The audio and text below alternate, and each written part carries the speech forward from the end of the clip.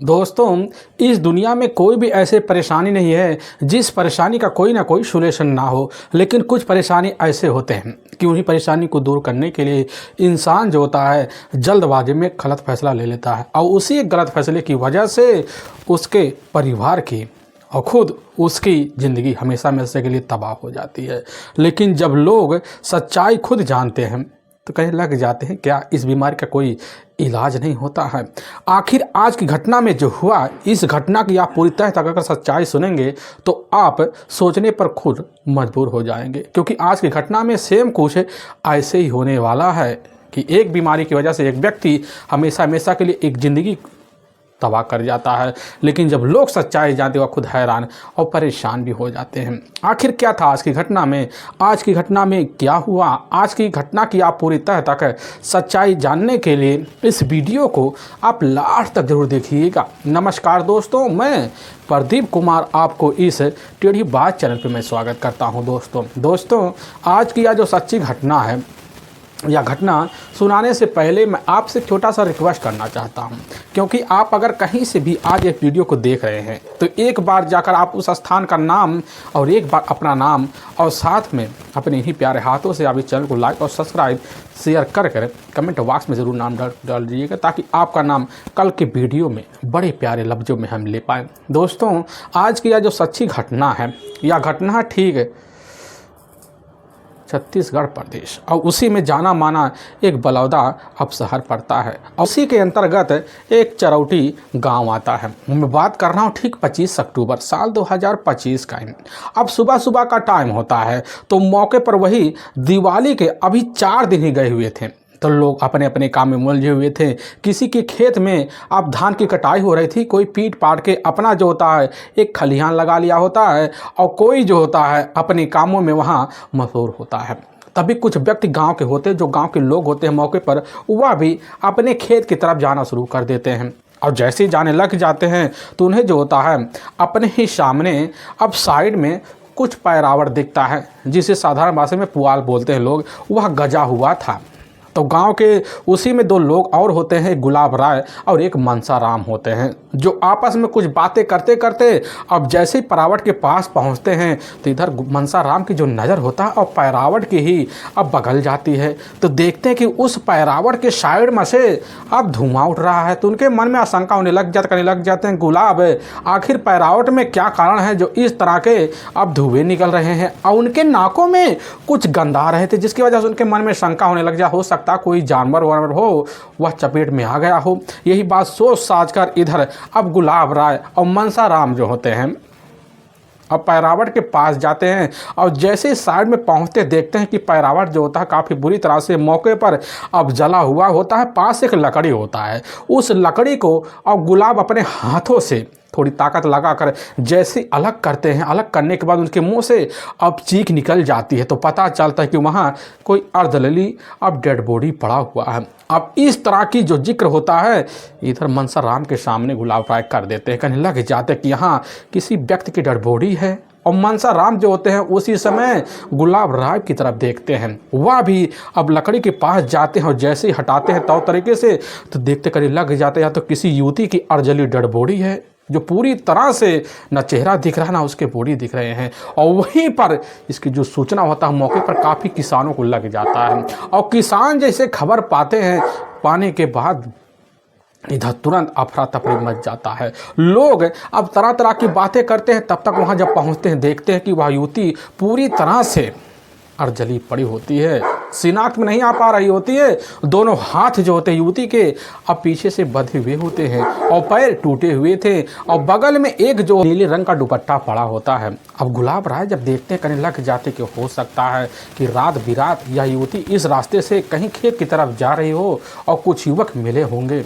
अब इसके साथ गलम काम करने के बाद अपने काम को छुपाने के लिए इस युवती के साथ जो होता है तौ तरीके से अर्धजली हालत में छोड़कर यहाँ से रफा दफा हो गए होंगे। अब लोग वहाँ तरह तरह की बातें करते हैं, जैसा मुँह वैसे बातें किए जाते हैं। और तब तक इधर गुलाब राय जो होता है इसकी जो सूचना होता है अब अपने ही अब नज़दीकी कोतवाली में दे देते हैं। अब इसकी जो खबर होता है जाकर बड़ौदा बाजार के एसपी साहब और डीएसपी साहब वहाँ तक कि वहाँ के कोतवाली साहब को लग जाता। और जैसे खबर पाते हैं अपने दल बल टीम को लेते हैं और चरौटी गांव में पहुंच जाते हैं। गांव के बाहर जाते हैं, देखने के सही में जो परावट है उसी के बीचों बीच काफ़ी लोगों का जमावड़ा हुआ है।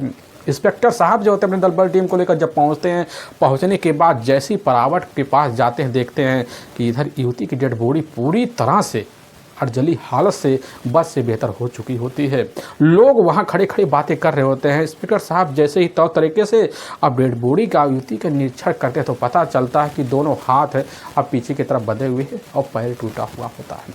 लेकिन शरीर का और जब तौर तरीके से निरीक्षण करते हैं तो पता चलता है कि शरीर पर कई जगह किसी तेजधार हथियार के नुकीले घाव पड़े हुए हैं। पुलिस की टीम समझ जाती कि बस करो, एक व्यक्ति की बस की बात नहीं हो सकती, कई व्यक्ति शामिल हो सकते हैं।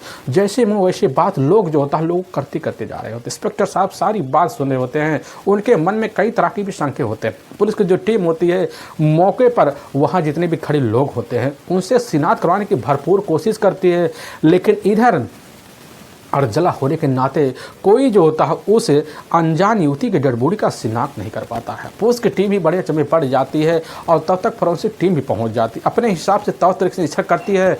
वहां निरीक्षण करने के बाद यही निष्कर्ष निकल जाता है कि बस करो, इस युवती के साथ एक नहीं बल्कि कई लोगों ने मिलकर इस तरह कारनामे को अंजाम दिया होगा। अब पुलिस की जो टीम होती है अपने हिसाब से पास पड़े जितने भी अब साथ होते हैं सभी को अपने कब्जे में लेती है और लेने के बाद वहीं तौर तरीके से शिनाख्त करवाने के बाद जब लोग अब शिनाख्त नहीं कर पाते, पुलिस की टीम आनंद फार्म में बॉडी का वही पंचनामा भरती है और इधर पोस्टमार्टम के लिए अब तैयारी करना शुरू कर देती है। तभी उसी वक्त एक व्यक्ति वहाँ हाँफते ढाँपते हुए पहुँचता है, कहने लग जाता है कि साहब यह तो हमारी अपनी बच्ची तेजस्विनी अब पटेल है।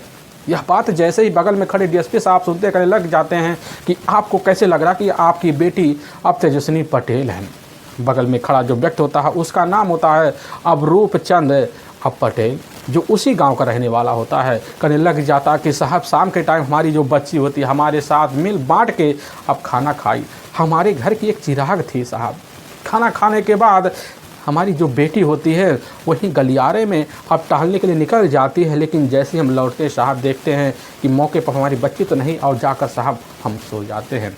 और सोने के बाद जो होता है इधर अचानक हमारी जो नींद होती है दरवाजे पर कुछ लोगों की वजह से खुलता है और जैसे ही दरवाजे के पास जाते हमारे गांव के कुछ लोग होते हैं कहने लग जाते हैं बाहर जो पुआल है उसी पुआल में एक लड़की की डेड बॉडी मिली हुई है और साहब घर में पता पाते हैं कि हमारी बच्ची घर में नहीं दिख रही है और साहब हम यहाँ आपके पास पहुँचे हुए। यह सारी बात जो था रूपचंद पटेल की वहाँ पर डीएसपी साहब बड़े ध्यान से सुनते हैं। सुनने के बाद जो होता है उसी वक्त वहाँ तौर तरीके से पूछताछ करते हैं और बॉडी का वही पंचनामा भरते हैं और उठाकर अपने ही नज़दीकी जो सरकारी अस्पताल होता है उसमें पोस्टमार्टम के लिए भिजवा देते हैं।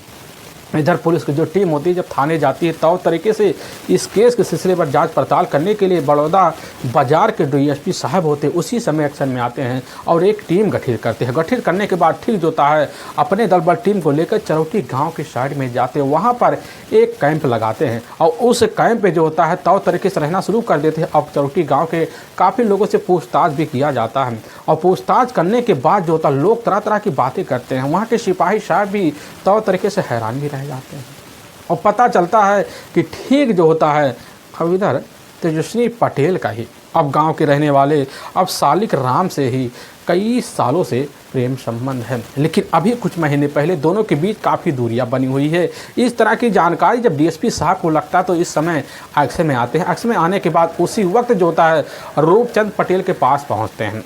अब उनसे जो होता है उनकी बेटी अब तेजस्विनी पटेल की मोबाइल नंबर मांगते हैं जिसकी उम्र लगभग 26 साल के आसपास होता है। लेकिन इधर जो होता है खुद रूपचंद पटेल अपनी बेटी का मोबाइल नंबर देने में असमर्थ जता देते हैं क्योंकि उनके पास उनकी बेटी का मोबाइल नंबर नहीं होता है। अब इसीलिए पुलिस की जो टीम होती है अब यह पता लगा लेती है कि इस समय जो होता है अब तेजस्विनी पटेल अब काम कहाँ करती है, तो पता चलता कि बलौदा बाजार में ही जाकर मेहनत मजदूरी करती है। इसीलिए पुलिस की जो टीम होती है अब उसके ही अब नौकरी पेशे ठिकाने पर पहुंचती है और वहां लोगों से पूछताछ करती है और वहां से ही जाकर अब तेजस्विनी पटेल का मोबाइल नंबर अपने कब्जे में लिया जाता है। और लेने के बाद पुलिस की जो टीम होती है अब इधर तेजस्विनी पटेल के मोबाइल नंबर का लास्ट लोकेशन और साथ में पूरा CDR डिटेल निकाला जाता है और जब पूरा सीडीआर डिटेल निकाला जाता था तो पता चलता है तेजस्विनी पटेल के मोबाइल नंबर पर जो होता है रात को लगभग 1:30 बजे के आसपास सालिक राम के नाम के व्यक्ति का फ़ोन आया हुआ था। वह सालिक राम कोई और नहीं होता, जिसके बारे में लोगों को जानकारी मिला हुआ था वही होता है। इसीलिए पुलिस का जो शंका होता है उसी वक्त सीधा का सीधा जाकर अब सालिक राम पर टिक जाता है, जिसकी उम्र लगभग 24 साल के आसपास होता है। और लेकिन पुलिस की टीम जब गांव में पहुंचती है, गांव में पहुंचने के बाद उसके बारे में ऐसी ऐसी बात लोगों के सामने निकल के आती है जिसे सुनकर वहां की पुलिस की टीम भी दंग रह जाती है। तो पता चलता सालिक राम कोई ऐसा साधारण व्यक्ति नहीं होता है, बल्कि वह एक सार्कोपैथ का रोगी होता है। अब इस तरह की जानकारी लगने के बाद पुलिस भी बड़ी हैरान रह जाती है कि आखिर जो होता है इस तरह का रिश्ता इधर तेजस्विनी पटेल से कैसे करीबी हुआ था।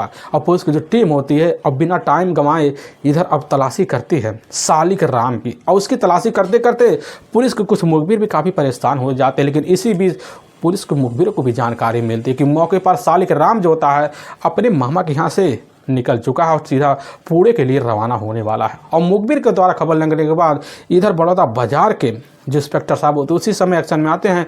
एक्शन में आने के बाद ठीक जो होता है उसके मामा के गांव पहुंचते हैं और वहीं से सालिक राम को अपनी कस्टडी में लेते हैं और लेकर ठीक जो होता है अब इधर अपने ही बड़ौदा बाजार के कोतवाली पहुंचते हैं। और वहां जब जाकर इधर पूछताछ करते हैं तो पहले जो होता है सालिक राम इधर उधर की बातें करता है, लेकिन पुलिस के सामने काफ़ी सारे सबूत होते हैं, जिसकी वजह से अब बड़ी जल्दी जो होता है प्रेमिका तेजस्विनी पटेल की हत्या का जुर्म कबूल कर लेता है। लेकिन जो सच्चाई रखता से सुनने के बाद लोग काफ़ी हैरान और परेशान हो जाते हैं।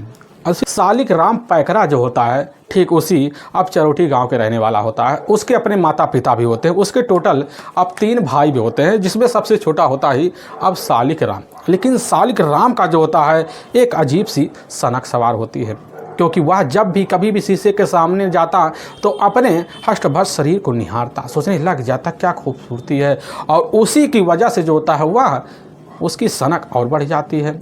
अब वह जो होता है दाढ़ी मूछ की बजाय और पैरों में जो होता है घड़ी पहनने की बजाय अब कंगन और दाढ़ी मूछ की बजाय जो होता है चेहरे पर तौ तरीके से लिपस्टिक और लाली और काजल का भी और मौके पर पोशाक करना शुरू कर देता है और कई तरह के अपने घर में पड़े हुए औरतों के कपड़े भी पहनना शुरू कर देता है। और इसी बीच उसको ऐसी लत लग जाती है, ऐसी सनक सवार हो जाती है, जिसकी वजह से अब वह उस चीज़ का लती हो जाता है, शौक श्रृंगार का आदी हो जाता है। साधारण तौर पर अगर इसे देखा जाए तो यह सार्कोपैथ के नाम से जाना जाता है बीमारी। और ठीक जो होता है इस तरह की अब हथकंडे अपनाना शुरू कर देता है, और जब करने लग जाता है इसी बीच उसको आभास हो जाता है कि हमारे अंदर भी औरतों की क्षमता है, जिसकी वजह से अब कई जगह फोटो शूट भी करवाता है और ऐसी शूट करवाता है जैसे युवती खूबसूरत युवती करवाती है, ठीक उसी तरह, और लाकर अपने घर में ही अपने कमरे में तौर तरीके से दीवारों पर टांग दिया करता था। और फिर जो होता है मोबाइल में खड़े होकर कई तरह के रील भी बनाना शुरू कर देता है, और समय के हिसाब से उसके अब प्रोफाइल में कई तरह की युवतियाँ भी संपर्क में आ जाती है, तौर तरीके से सेटिंग भी और इधर चैटिंग भी चालू हो जाता है। तौर तरीके से इधर सालिक राम को लगने लग जाता है कि आखिर ज़िंदगी जो होता है अपनी खूबसूरती से अब जीने के लिए बनी हुई है। और सालिक राम अब जो होता है गाँव में जाता तो काफ़ी औरतों के सामने जो होता है जब खड़ा होता है तो औरतों जैसा व्यवहार करता, जिसकी वजह से काफ़ी औरतें जो थी उसकी मीठी मीठी बातों में आती, आने के बाद जो होता अपने मन मुताबिक अपनी सारी बात जो होता सालिक राम के सामने रख दी, जिसकी वजह से अब औरतों की कमजोरी जो होता सालिक राम बड़ी जल्दी पकड़ना शुरू कर देता है। औरतों के मन मुताबिक जो होता है तौर तरीके से उनके आगे पीछे मरना शुरू कर देता है। लेकिन औरतें जो थी उसकी हरकत और उसकी बीमारी के बारे में जानकारी पाने के बाद अब इधर जो होता है उसके साथ व्यवहार एक औरतों जैसी करना शुरू कर देती हैं। लेकिन इधर जहाँ भी औरतें जाती ठीक उन्हीं के पास जो होता सालिक राम का बराबर आना जाना हो जाता है। लेकिन इस तरह की जानकारी जो होता है जब सालिक राम के माता पिता को लगता कि हमारा जो बेटा है वह किसी और लत में समा गया है तो अपने बेटे को सुधारने की भरपूर कोशिश करते हैं। लेकिन सालिक राम जो होता अपने शौक के लिए अपने माता पिता अपने भाइयों के भी अब खिलाफ हो जाता है। वह जहाँ भी जाता है तो तुरंत जो होता है अपने शौक श्रृंगार लड़कियों के रूप में तैयार कर लेता। लेकिन इधर जिंदगी सालिक राम के मन मुताबिक चलना शुरू हो जाता है। लेकिन घटना से मात्र अब 5 साल पहले जो होता है सालिक राम जो होता है और मौके पर जाकर अपने शौक को पूरा करने के लिए बलौदा बाजार में ही अब एक दुकान पे मेहनत मजदूरी करना शुरू कर देता है। लेकिन उसी दुकान पर काम करने वाली एक और युवती होती जिसका नाम अब तेजस्विनी पटेल होता है। अब उसके पिता होते हैं रूपचंद्र पटेल। रूपचंद्र पटेल की अपनी जो पत्नी होती है इस दुनिया को छोड़कर कई सालों पहले जा चुकी होती है। और इधर जो होता है तेजस्विनी पटेल की जो उम्र होती है लगभग अब 19 साल के आसपास होता है। लेकिन इधर अपने परिवार की मजबूरी देखकर तेजस्विनी पटेल जो होती है अब जाकर दुकान पे जब नौकरी करना शुरू कर देती है तो उसी दुकान पे काम करने वाला जो होता है सालिक राम से अब जो होता है अपनी मन की बात भी शेयर करना शुरू कर देती है। सालिक राम के पास जो होता है मौके पर एंड्रॉयड फ़ोन भी होता है, जिसकी वजह सालिक राम जब कभी बैठता तो इधर तेजस्विनी पटेल भी जाकर उसके पास बैठती और फिर जो होता है दोनों अपनी मन की बात शेयर किया करते थे। लेकिन इसी भी तेजस्विनी पटेल के ऊपर जो होता है पूरी तरह से अपना सारा पैतरा अपनाते हुए सालिक राम जो होता है तौर तरीके वाली अब औरती वाली बात करना शुरू कर देता है, जिसकी वजह से तेजस्विनी पटेल बड़ी जल्दी जो होता है उसके मन और मोह माया को ना समझ पाती हैं कि आखिर जो होता है अंदर क्या समाया हुआ है। लेकिन तेजस्विनी अपने मन की जिज्ञासा हर वक्त जो होता है निकाल कर सालिक राम के सामने रखना शुरू कर देती है और दोनों का रास्ते में बराबर आना जाना होता है। लेकिन रास्ते में आने के बीच जो होता है इधर सालिक राम अब तेजस्विनी से इस तरह की हरकत करना शुरू कर देता है। तेजस्विनी भी समझ जाती है कि चलो हमारी तरफ झुकाव जो होता है गांव का ना सही अपना करीबी दोस्त का हो रहा है, जिसकी वजह से अब सालिक राम को तेजस्विनी पटेल भी भाव देना शुरू कर देती है, जिसकी वजह से सालिक राम जो होता है अब इधर तेजस्विनी के हर ज़रूरतों को हर शौक को पूरा करने के लिए अब जी तोड़ मेहनत भी करना शुरू कर देता है, महंगे में गिफ्ट भी देना शुरू कर देता है और बड़ी जल्दी झुकाव जो होता है तेजस्विनी का अब सालिक राम की तरफ हो जाता है और दोनों एक दूसरे के मन में हिरोड़े मारते हुए उतावले से हो जाते कि पहले प्यार का जिक्र अब कैसे अब कब किया जाए। और सालिक राम जो होता है अपने प्यार का इजहार करने के लिए तौर तरीके से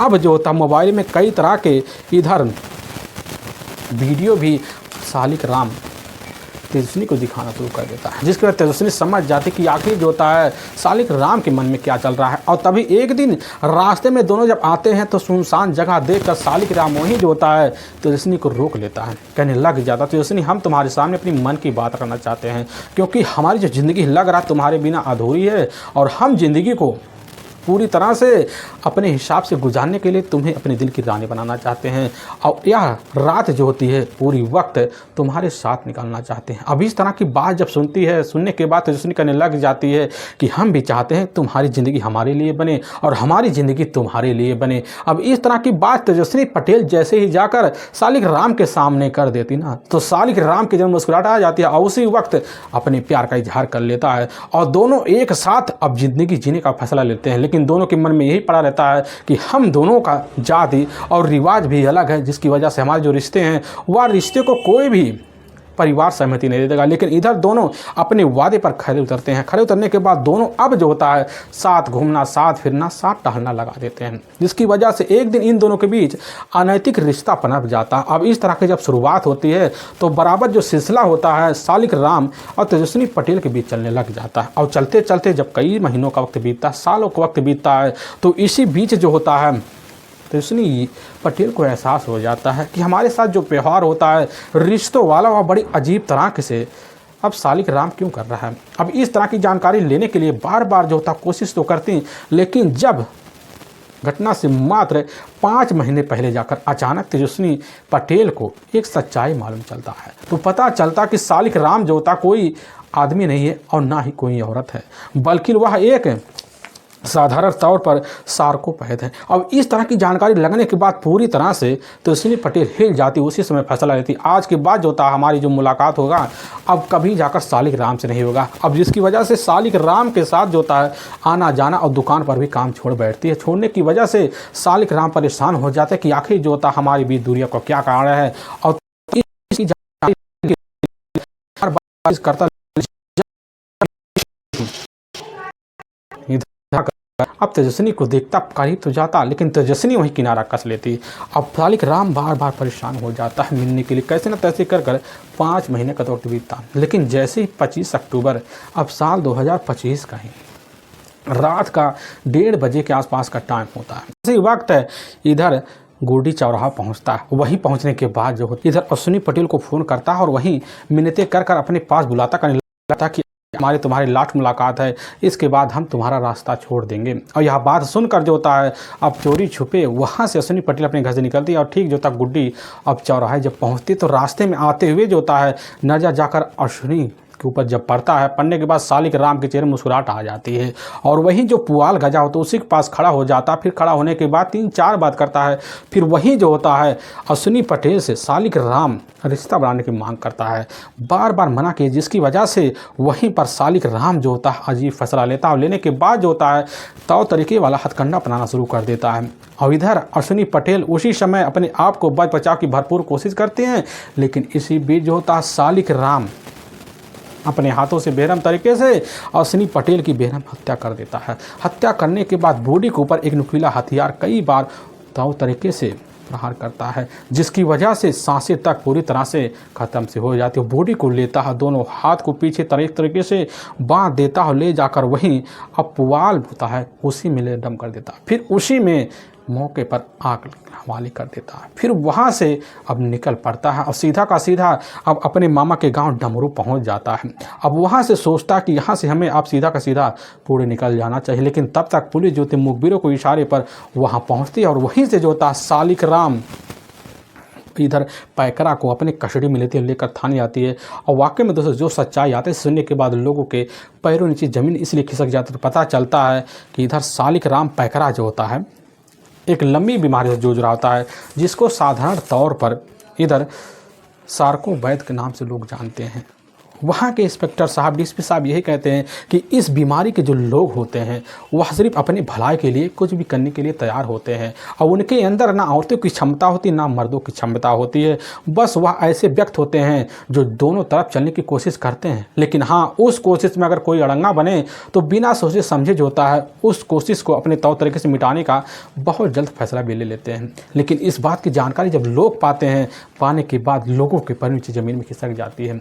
लेकिन वाकई में दोस्तों पुलिस की जो टीम होती है अब इधर सालिक राम पैकरा को अपने कस्टडी में ले जाती है, वहाँ के कोर्ट पेश कर देती है। और कोर्ट में इधर सालिक राम के ऊपर काफ़ी गंभीर धर्म मुकदमा दर्ज करके ले जाकर हमेशा हमेशा के लिए जेल खलाकों के पीछे डाल देती है। दोस्तों, हमें इस घटना का सुनाने का जो उद्देश्य है किसी के दिल को ठेस पहुँचाना नहीं है, बल्कि आपको यह बताना कि आप जहाँ भी रहें आप सावधान और सतर्क जरूर रहें। दोस्तों, हमारे कुछ ऐसे बीबर हैं जो हमारे वीडियो को लगातार वॉच करते हैं, जिसमें बड़े ही प्यारे बीबर होते हैं। इधर दीपक कुमार ठाकुर मध्य प्रदेश के ही, और सीमी मिनी जो इधर झारखंड के ही जाना माना शहर पड़ता है उसी के रहने वाले हैं। और इधर राम निहोर वर्मा उत्तर प्रदेश अम्बेडकर नगर के ही, और चंदन ठाकुर जो छत्तीसगढ़ बिलासपुर शहर के रहने वाले हैं। इन सभी बीबर का हम तहे दिल से शुक्रगुजार रहेंगे और फिर मिलेंगे एक नए वीडियो के साथ। तब तक के लिए जय हिंद और जय भारत।